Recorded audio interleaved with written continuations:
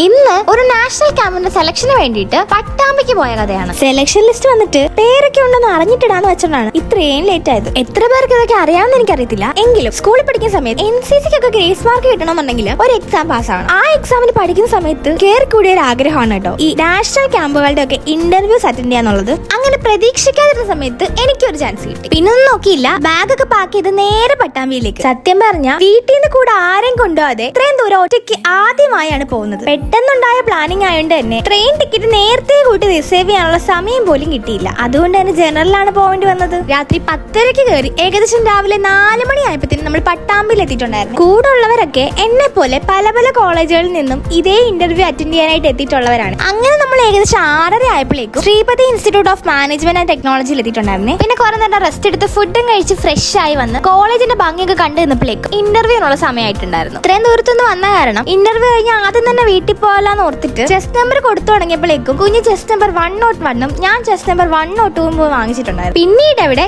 ക്യാമ്പിന്റെ ഇനോഗ്രേഷൻ ആയിരുന്നു. ആദ്യം ഒരു GD സെഷനും പിന്നീട് ഇന്റർവ്യൂ. അങ്ങനെയായിരുന്നു ഇവിടുത്തെ പ്രൊസീജിയേഴ്സ് ഒക്കെ. ഇന്റർവ്യൂ ഒക്കെ കഴിഞ്ഞ ശേഷം നമ്മുടെ കൂടെ വന്ന ആനന്ദ് ഓടക്കുഴൽ വായിക്കുന്ന കേൾക്കുന്നതായിരുന്നു അടുത്ത പരിപാടി.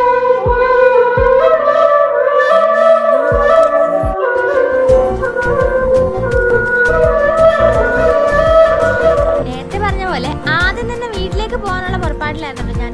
ഇങ്ങോട്ട് വന്ന പോലെ ഒരുപാട് ട്രെയിനിലിരുന്നായിരുന്നല്ലോ നമ്മൾ തിരിച്ചു പോയത്. ചേട്ടൻ സ്ഥലത്തുള്ളതുകൊണ്ട് തന്നെ തൃശ്ശൂർ എത്തിയപ്പോഴത്തേനും ചേട്ടൻ വിളിക്കാൻ വന്നിട്ടുണ്ടായിരുന്നു. പിന്നെ വേഗം ഫുഡും കഴിച്ച് നേരെ വീട്ടിലേക്ക്.